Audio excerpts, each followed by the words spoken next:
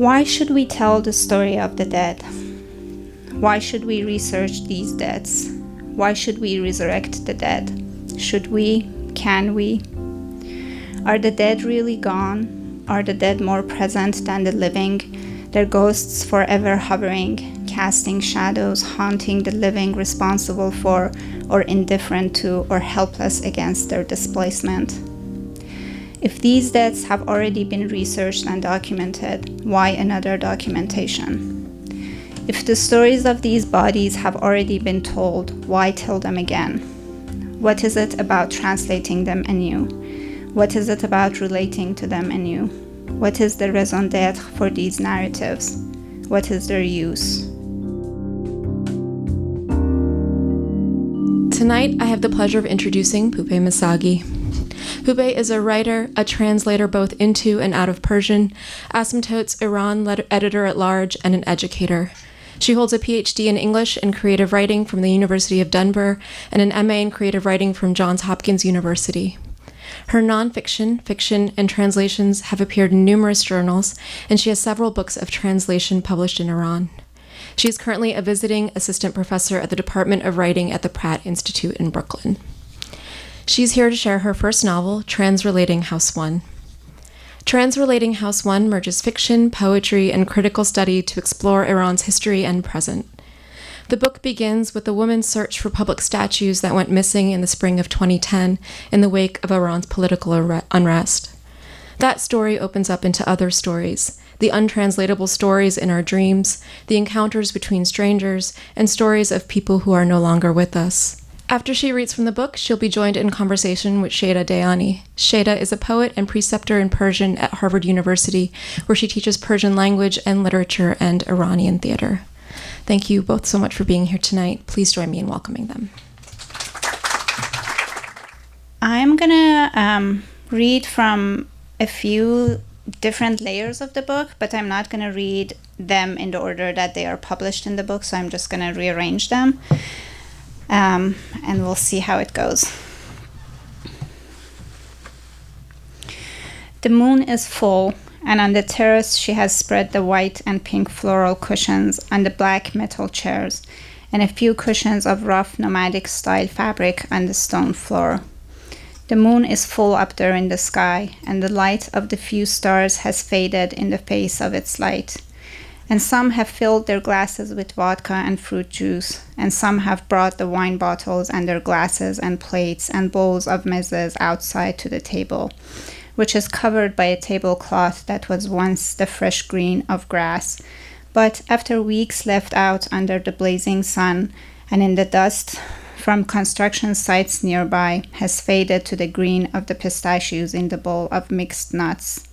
And yet it has kept its dark blue dots that are the color of the dark blue of the city night, the city on less polluted nights, on nights like tonight. The moon is full up there in the sky, and the tall metallic crane has fixed its leg in the earth of the huge pit where the once upon a time villa stood, off the main alley to the right of the building, and the crane has risen high, has reached its arm out to touch the round face of the lover moon that is sitting up there in the sky all naked and stretched out, while the trees and the lights and the dust and the air and the noise of the city swoon over the songs from the iPod in the living room, coming through the wide open French doors to where they all are now settling.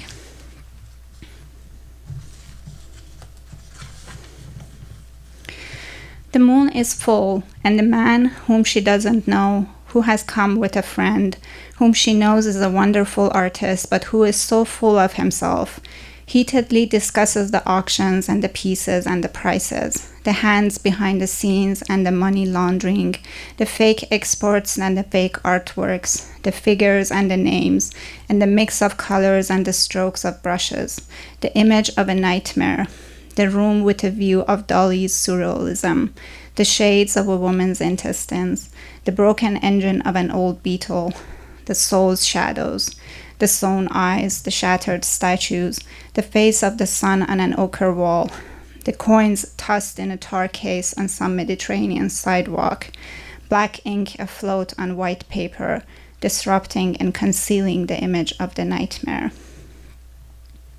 The moon is full, and the woman listens carefully, trying to memorize his words, the names and the banknotes, thinking she needs to ask the friend who has brought this man to arrange a meeting so they can talk art and statues, pretending she's listening not to him, but to the water rising from the small fountain in another corner of the terrace.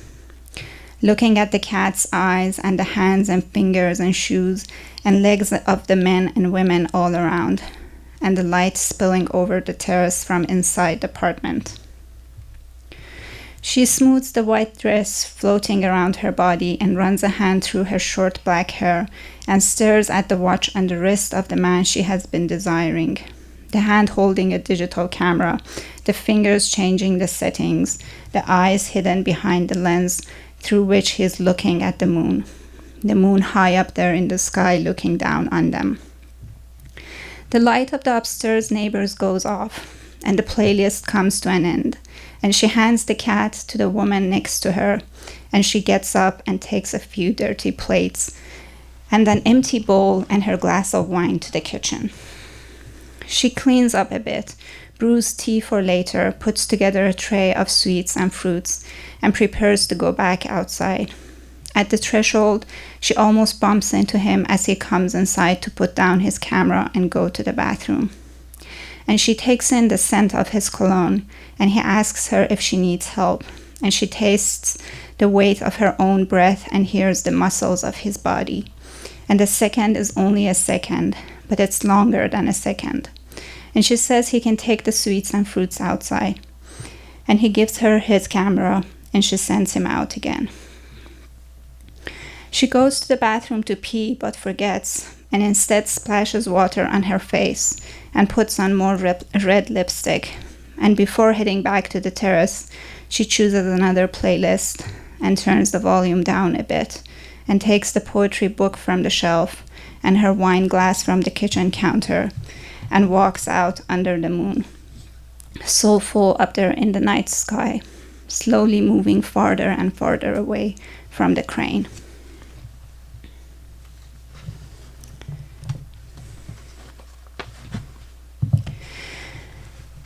Quote, Pumla Gobodo Midikezala, who served on the South African Truth and Reconciliation Commission, suggests that collecting stories not only of harm, but also of context and of the drawn-out effects of violence and unjust systems may, in some settings, shed more light on what the problems are and how they might be addressed and redressed than would a legal trial. End of quote. Stauffer, 2015.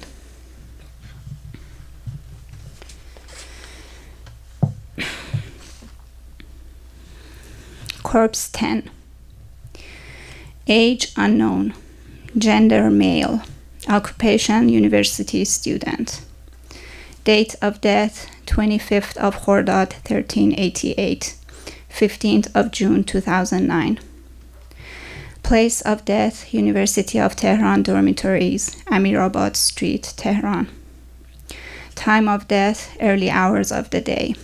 Cause of death, several blows to the head and neck by electric baton. Date of burial, 25th of Khordad 1388, 15th of June 2009. Place of burial, Behesht Zahra Cemetery, Tehran. In front of the gate to campus, nighttime. Police, special forces, paramilitary forces, plainclothes forces. Unrest, slogans. Students stand, forces try to enter. Students throw rocks, forces throw rocks and tear gas. Fire. In the dorms, students get ready for bed. It is illegal for police, army, and other military and paramilitary forces to enter campus grounds. They enter. It is unclear who ordered the entry. Attackers in plain clothes, students in plain clothes, attackers in uniform. Fire here and there. Everyone runs. Someone films. Students run. Attackers curse and beat them.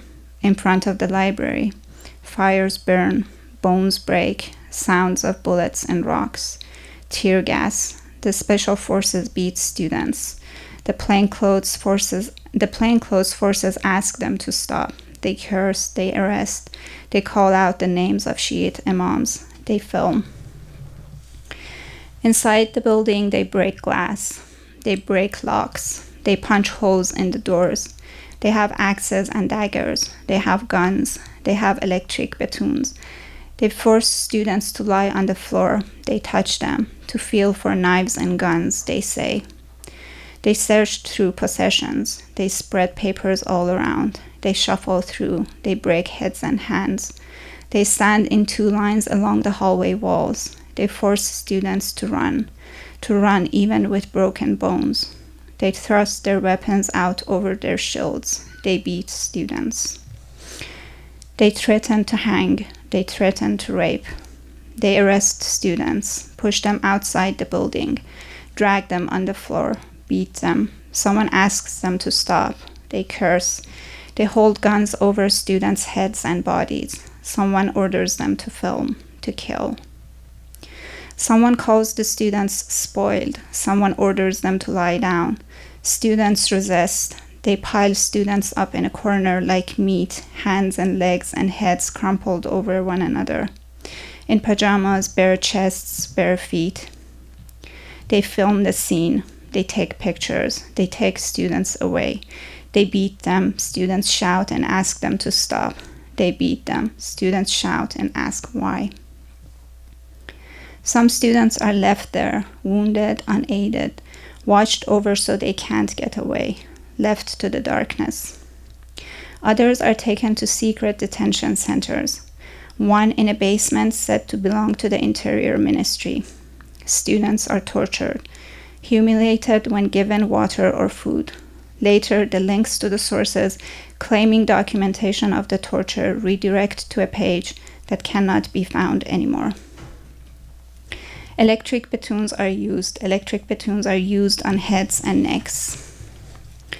Students are killed. 5 are confirmed dead. He is one. No official reports on the deaths. Only the wounded are counted. The ones who survived are handed clean clothes before they leave detention. Concerns about how they look when they step out. Papers spread all around in dorm rooms and hallways. Broken chairs, torn clothes, blood stains, broken plates and cups, bullet holes, black ash, torn books, overturned beds, overturned bookshelves, unpaired slippers and shoes, a sticker that says change, half torn off the door. Students gone, students idling, students wondering. He and the other 4 students are buried secretly, without the permission or presence of their families.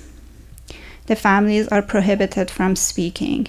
The families are prohibited from holding funerals. I want to hold a moment of silence here, out of respect and memory.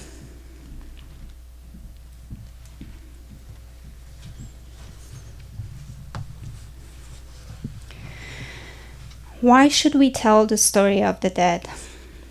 Why should we research these deaths? Why should we resurrect the dead? Should we? Can we? Are the dead really gone?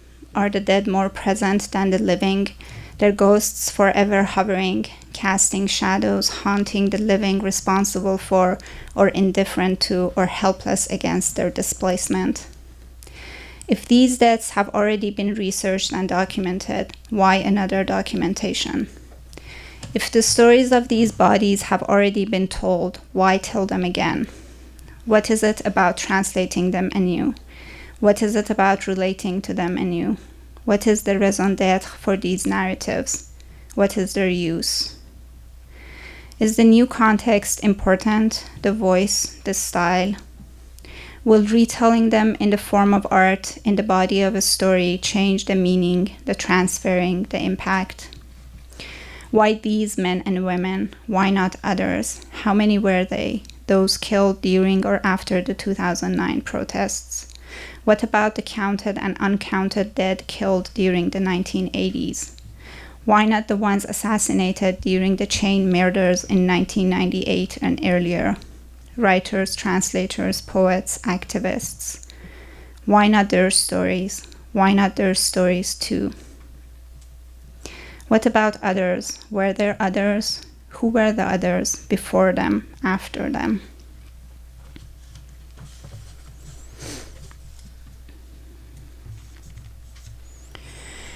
She gives the book to the woman petting the cat, who hands the cat to the man sliding a cigarette from a pack, who holds the cat only for a second, then puts it down on the floor to light his cigarette.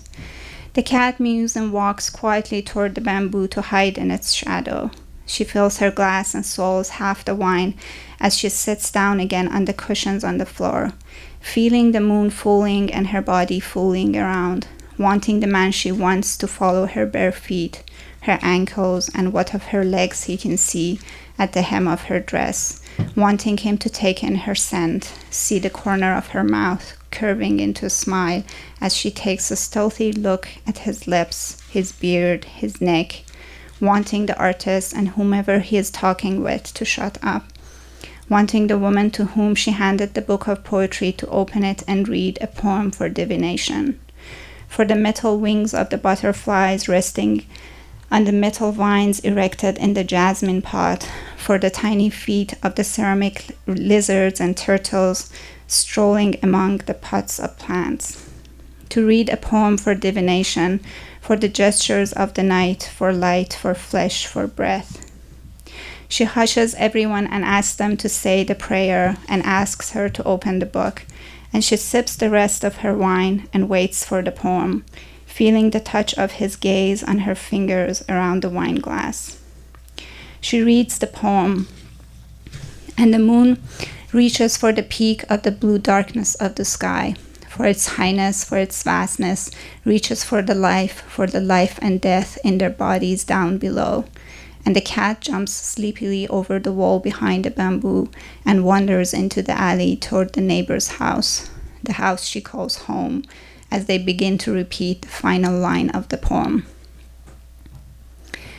They drink freshly brewed tea, some discussing the poem and others not caring, until some get up to help clean off the table, and they all head inside, and the playlist has long since ended. They invade the living room's silence with their voices, moving from the outside, that is the terrace, to the inside, that is the apartment, and soon to the outside, that is the alley, then into their cars toward their homes. Hope to see you soon, and promises for another gathering take only as long as it takes to grab the keys, to cover up with manteaus and scarves, to put kisses on cheeks, and when the friend and the artist so full of himself step toward her to say goodnight, she rushes to ask the artist if they can meet to discuss the auctions and artworks, but he says he's going abroad in 2 days for a show and vacation. He's sorry, but he's too busy until then. And she wants to push him to make this happen, but the body of the man she wants badly tonight comes closer to hers in a frame of late-night wine and tea breath, and he embraces her and says he hopes to see her soon. And she forgets about the artist leaving for a show and vacation, and the friend who brought him, and the two are out the door in no time. And she wonders whether she should ask the man she wants tonight to stay, but she doesn't find the right words, and then he too leaves with another friend who is giving him a ride back home. And a second is not just a second, and 15 minutes is the time it takes her to empty the bowls and organize what is left of the food in the fridge and put the plates and glasses in the sink and bring the cushions in and turn off the lights and lie down on the couch and light a cigarette in the light of the moon, whose round body is not in the frame of any glass panes anymore, but whose light is still seeping into the living room, spreading its warmth over the lion and the gazelles and the birds of the hand-woven carpet that covers a patch of the stone floor. And 15 minutes is the time it takes her to realize she cannot wait for him and for the soon he spoke of. She picks up her phone and texts him and asks whether now is soon enough. Gets a text back immediately that says it is already beyond soon. that says he shouldn't have left, that says he should have kissed her before leaving, that says he'll make up for it, that asks, how should he make up for it? And she texts him back and says, what about trying to make up for it now? Gets a text back that says, now is the time to try to make up for it. That says, he's just gotten home, but that he'll go call a cab and be on his way. Don't fall asleep, and I'll be there soon. And she texts him back and says she'll be waiting. And 15 minutes double is the time it takes him to call a cab and wait for it and ride again through the very same streets, only now in the reverse direction. For her to wait for him on the couch with another cigarette and another, telling herself she needs to write down what the artist was saying, the names, the titles, the prices, before she forgets. But instead she rolls a joint, and her index finger fumbles with her phone's keypad, and she rereads his messages and gets new ones that say, he'll be there in 10 minutes, in 5 minutes, in 2 minutes, can't wait to get there. She goes to the bathroom and freshens up and opens the French doors, all of them wide open once again. And after 15 minutes double, plus a few more, the lobby man buzzes her to let her know. In a sleepy voice filled with disapproving question marks he tries to hide, that she has a guest, and she opens the apartment door to him.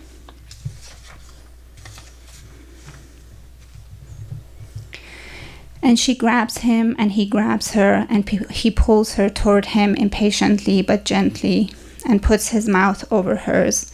And she throws her arms around him and moves her fingers through his hair and his beard.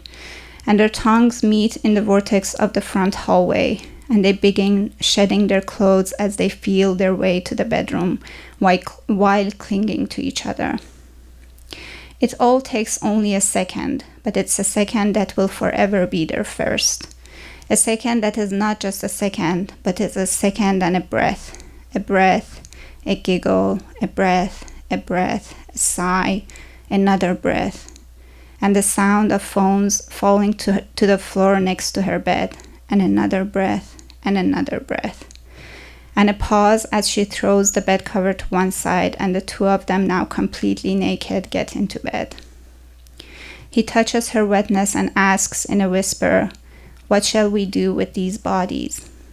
And she takes his hand and guides him inside her as the moon continues to grow a bit more full or a bit less full, fooling around in its universe while watching over the fools the two of them are.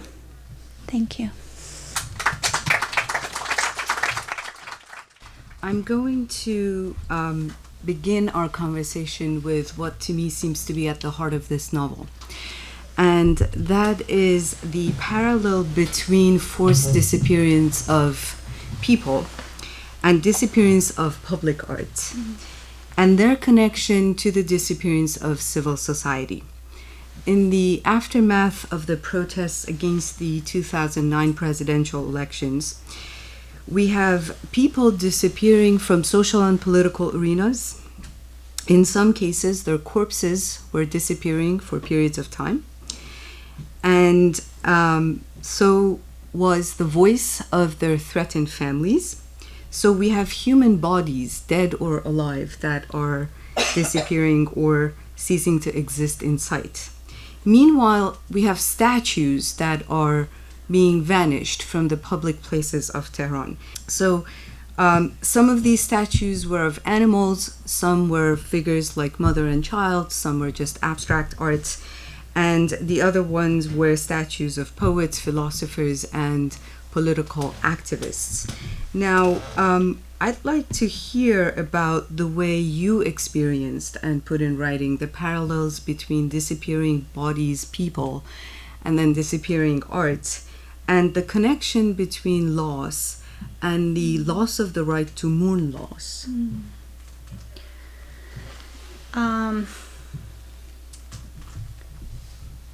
So while I was researching the deaths of people, which started as a personal curiosity, I just wanted to learn more about the details of this event, which I had been part of. And it was during that time that I realized that the statues had also started going missing. And it was just interesting to me. And I just saved the news of the statues disappearing. And at some point I realized like these bodies can be in conversation with one another. Especially with the narrative layer talking about like the art scene in Tehran. It was like the perfect story thread that could speak to one another. Yeah. Okay, great. So you bring that connection into a delicately structured novel, and I'd like for us to talk a bit about the structure of this book. It's a hybrid novel, I should say, and there are at least 5 narratives that are at play, zooming in and out of a meta-narrative, one would say. There is the novel with a female protagonist who is in search of things or people. Then there is information about lost bodies and lost statues, and these sections read as reports. Then there are sections with quotes from other writers and scholars. Roberto Bolaño has a strong presence. There's Freud, there is Adorno, there is Jung, among many others. Then there are your dreams that have been drawn into these images of bubble-shaped images of words by Sara Dolatabadi, I believe. And it seems that House 1 is coming out of one of those dreams. It'd be nice if you can talk about that a bit. And then above all, we have the author's voice, who is weaving all this together, who is connecting to the protagonist of the novel as if at times they're one person, or as if the author is looking back at herself, reliving her own past. And she's commenting on the quotes, on the material, and commenting on the writing of the novel as the novel is being written. So the 5 narrators almost merge at times, and it'd be great to know about the process of writing. How did you put all these things together without making us feel lost? Disoriented, yes, intentionally, but not lost. So as I said, like these started as separate projects. It actually all started with one class assignment, which was write the hermeneutics of your life at the moment. And while I was thinking about that question, like how do I think about the hermeneutics of my life at the moment? So it was like read your life and just write a piece of creative work. And I ended up writing about how I missed Tehran. And then I wrote the first corpse, a shorter version of one of the ones that's in the book. And meanwhile, I was also keeping a dream journal. And at some point I realized, like, if I'm writing about 2009, all of them need to be together, because none of them would be enough to tell the story. So they merged together. But then the questions and the quotes came later. The quotes came from the critical aspect of my dissertation, which was to look at this creative work that I was doing. But then I brought them into the conversation of the book, along with the questions, because I felt kind of conflicted with the work in the sense of I wasn't sure about what it meant for me to do this work, to talk about these horrifying events that was part of my personal history, in the sense of it was happening to my people, but it wasn't happening necessarily to me or my family members.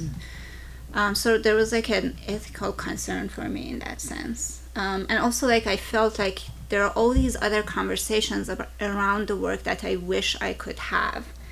And in the beginning, I felt maybe I can have these conversations when this book is out and we're having like these kinds of moments. But then it was like, why not just make them part of the book and actually have it present and guide the conversation of the narrative? Does that make sense? Yes, absolutely. Do you remember what those parts are that you thought you're going to keep for a conversation, but then you like brought all into the questions. All the questions. Yeah. So like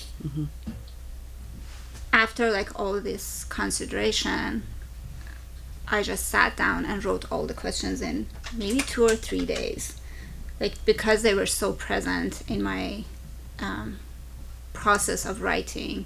They were already there, so the writing came very fast in that layer. And what about the dreams? Did they belong to a certain period of time, to 2009, 2010, or to the time you were writing this? It was afterwards, not 2009. I think 2011 to 2014. What period? What does that period signify in your life? I don't even remember why I started doing it. I was just like becoming fascinated with my dreams, and I was just like, let me document these and see what comes out of it. But I had no intention or no understanding of why I was doing it. I just felt I wanted a record of them, like to have an archive without knowing what I would do with it. And then when I decided that the dreams are an important part of our history, I started typing them and translating the ones that I had noted in Persian. But that was like itself like more than 100 pages. And I didn't want all of that to be in this book, but I wanted the presence of the dreams. So that's how I ended up using word cloud generators. So I gave the manuscript to a software, and it gave me like these shapes, and I played with them. And then I had a friend draw them later.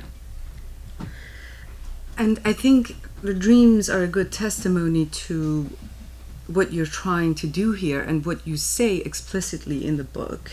And that is being mindful of everything, of the whole, as opposed to a certain narrative or a given angle of a story. You very clearly warn us against the danger of fixed narratives and the one truth, if there is any such thing.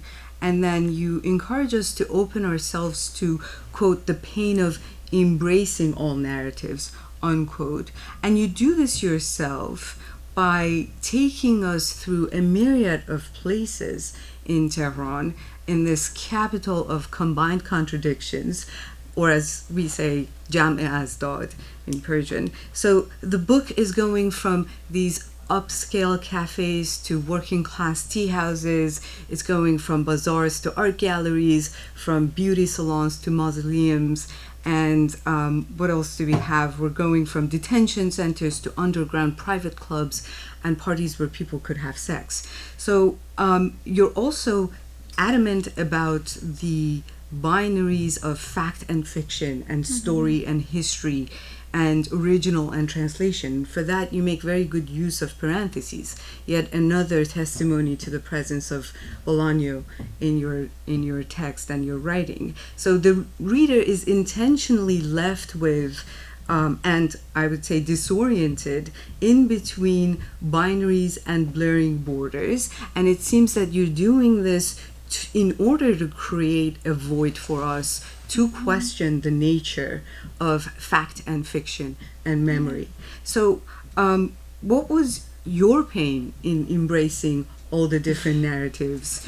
And while we're at it, would you like to comment a bit on the concept of transrelating? Well, the pain, I think like the pain itself was multi-layered. Like the process was definitely painful, especially like researching the deaths. Like sometimes I watched like a 2-minute video for hours and hours and hours, like pausing, taking notes, going back, pausing, taking notes. And at some point, like instead of becoming numb, I realized like it's getting more painful because you're just like seeing more details and it's making it more human rather than just a piece of news. So that was like one aspect of the pain. The other aspect of it was it made me realize how much I love Tehran which I knew before starting to write the book, but I think writing it made me realize like perhaps it was like the most complicated emotional relationship I had with anything in my life. So that was another layer of it.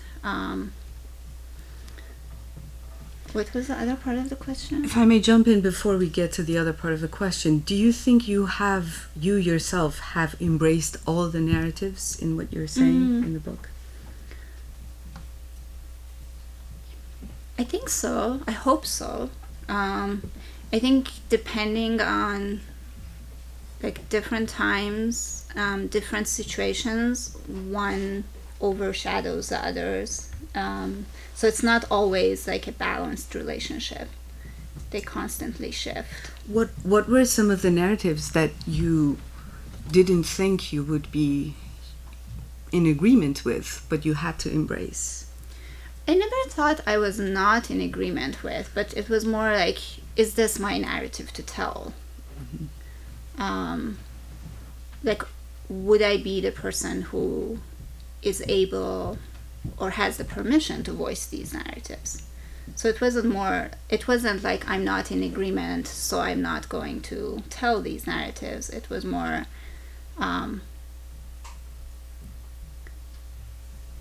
should I be going there or not?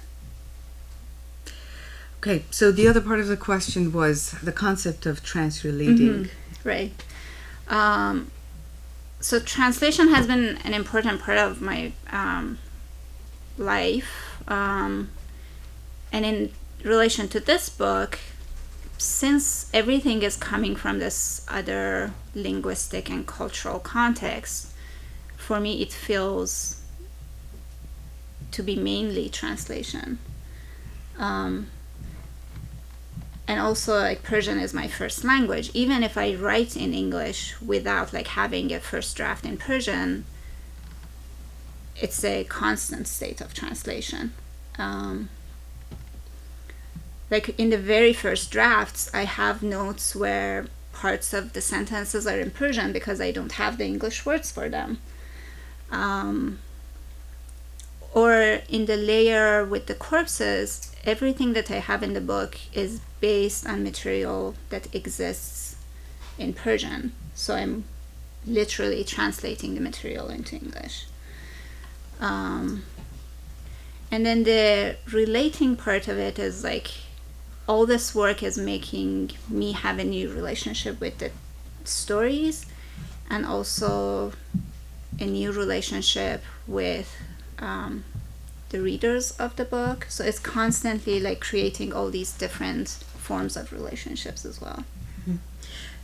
Would you like to comment on transrelating House 1? So the House 1 comes in the dreams. They were two of the most repeated words in my dream manuscript. That's why when you look in the book, in the drawings, they are like the biggest words that appear. And I think the house part, the word appears so much because a lot of my dreams happened in my childhood home in Tehran. And the one appeared because a lot of the sentences were just indefinite subject, like one did this, one saw this. But then when I saw the word clouds, for me the immediate reaction was like, of course, House 1, the house you grew up in, the country that is your home, and it just felt natural with the context of the book. It's great that you're mindful of these other aspects of translation, not just as a literary translation from one language to another, but from one state of mind to another, or from subconscious to consciousness. But I would like for us to talk a bit about you as a translator, because in the Persian literary world, you have been known for your translations of Bolaño, of W.G. Siebold, Sam Savage, and Jeremy Mercer. And so one question is, why these specific authors? What was the draw for you in the works of these authors? And it'd be great if we can also talk a bit about Austerlitz, Siebold's 2001 novel, last novel. you translated parts of this novel, and I believe they appeared in 2012 when Ahmadinejad was still the president, and his calling the Holocaust a myth was still under international and domestic scrutiny. Now, the Austerlitz is the protagonist is an architectural historian who narrates his life going from the Nazi occupation of Czechoslovakia to his life as an academic at Oxford. Now, there are multiple times in which the narrator and the author of this novel meet, and one could argue that they're both historians of space, and the novel is as much about the invasion of public and private spaces like your novel, and as it is about disappearance and dislocation. So would you say that there are times that the translator of Siebold is meeting the author of translating Hauswani? That's a great way to put it.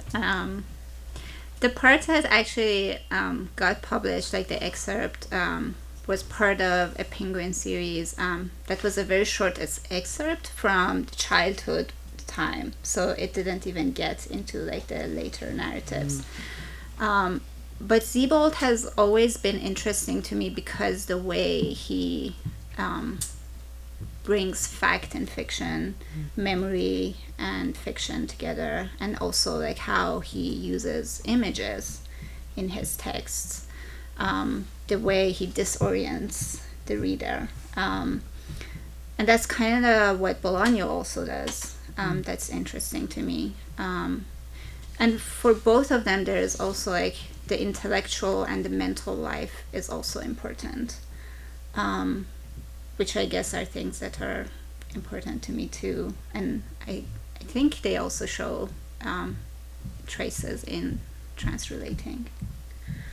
Would you like to say a few words about the works, the specific works that you translated from Bolaño or the other authors? From Bolaño, I have translated the very first short story collection that was published in English, Last Evenings on Earth. And I translate him from English, so it's like several layers of translation, like Spanish into English. I take the English and translate into Persian. And I think like still like after having read all his work and being obsessed with him as an author, I still love that book as a representative of his work. Like the short stories are such a good representative of all the sensibilities that he has as an author. The reality of life, loss is very present in his work.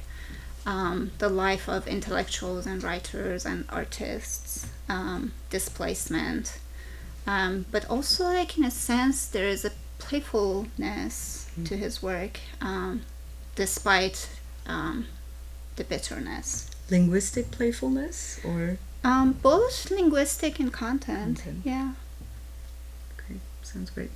Now, I'm very glad that you read one of those sections that I wanted to touch upon, because your book brings up questions that are not just relevant to our time, but very, very much important to those of us who are interested in the conjunction of literature and history.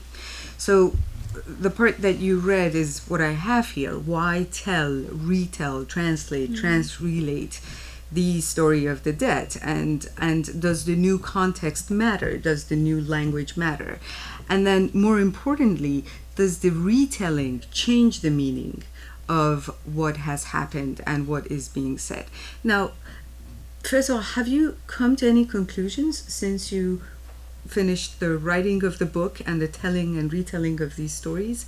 And how do you think that your own retelling will change or maybe present it to your readers? And do you expect the readership to change anything for you? Definitely, I expect the readership to change what the book means to me.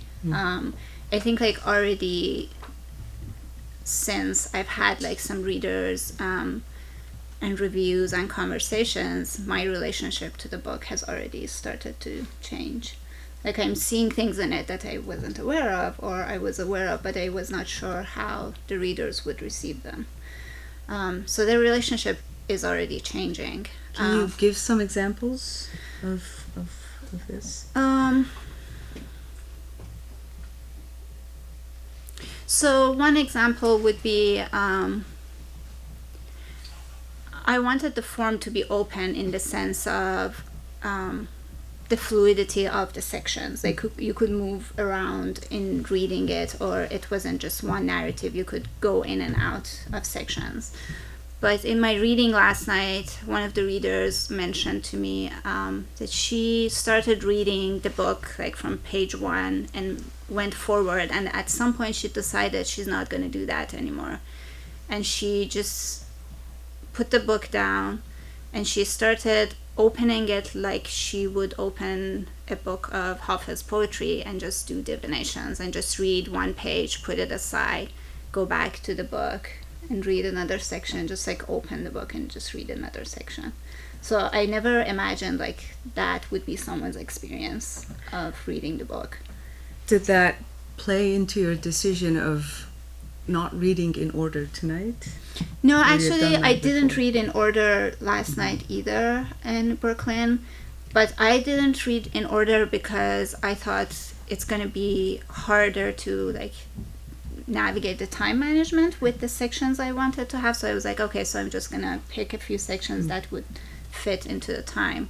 But then she said, I actually read it like that. I just like went from like random pages to random pages, which was interesting. Great. Okay, I'm going to ask one more question and then we can open the floor to questions from the audience. I'm curious about the process of writing in English as a non-native speaker.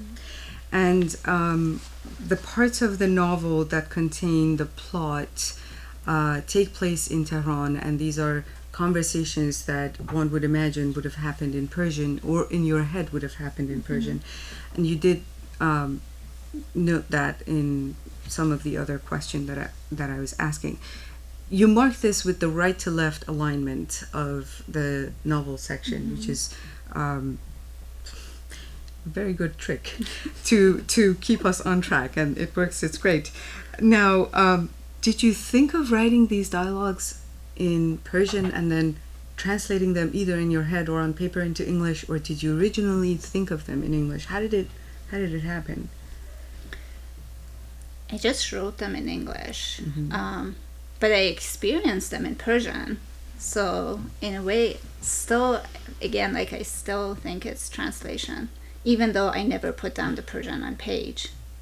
And when you say experience them, do you mean experience them in reality or in the... Like most of like the narrative layer is based on or started in events that like I had gone out with friends and we were having tea, and I just take that and then go off with it, and then the rest comes out like fictionally. So in that sense, the reality was in Persian. Great. And then it became English. Wonderful. Thank you very much for this. Thank you. Very grateful. The great reading and questions. Thanks. Now we can open up, I believe, if there are any questions. I was so struck by your phrase, combination of contradictions. And then you said what that was in Persian. Close, yes. Yeah, Yes. So I was wondering if it was an idea and a structured into Persian language, and I am curious about that possibility.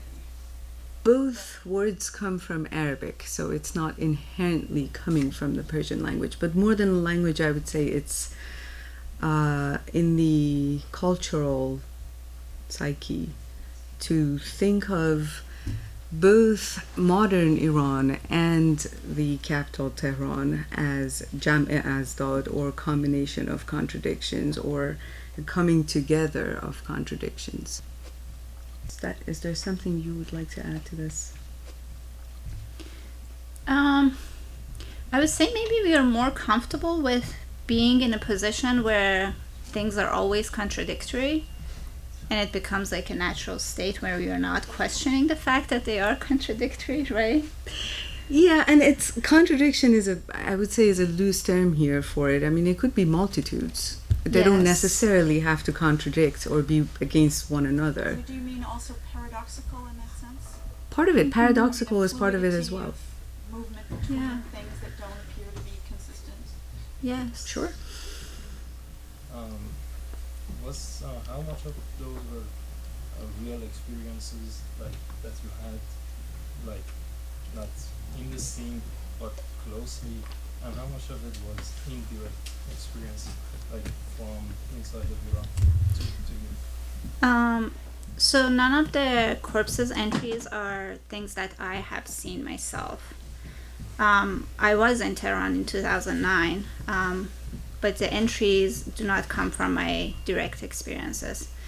The information that I have included is not fictional, like I'm not making them up. All of it based on researching material that existed online. So like with the one that I read, like a big part of the information comes from, I think, 2 or 3 YouTube videos of that night in the dorms. So I just like translated that visual imagery into text. Then that was like a similar process with the other entries as well. Like I just found, like, looked for any information that existed online and just put them together.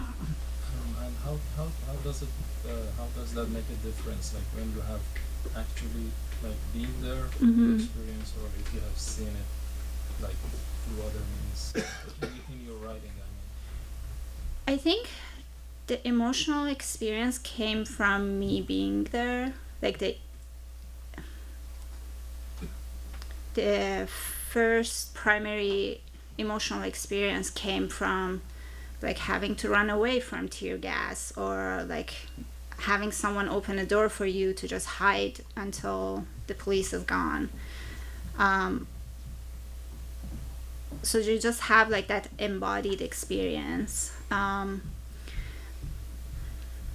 But then after a while, even watching the videos or listening to like the oral testimonies or reading the texts, I felt like the repetition of going back to them also made them an embodied experience, even though I wasn't there, it hadn't happened to me. If that answers the question. I was wondering, how did you work around, this concept of loss and displacement within the language itself, outside the narration? Did you ever feel that the language itself is lost or paralyzed or not? That's actually one of the concepts that I bring into the book and talk about it, how like this question of what does it mean for me to write about this in English instead of Persian, which itself is a loss, right? And it's also like it's displacement. It's also never going to be as close to the events as a Persian narrative would be.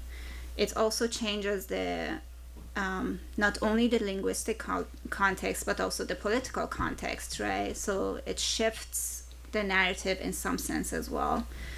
So I actually make that part of the conversation that you read about in the book, like this questioning the choice of language. What does that mean for this narrative? And for me as an author to be writing in this other language that is not my native language. Why did you decide to write it in English then? What was that process?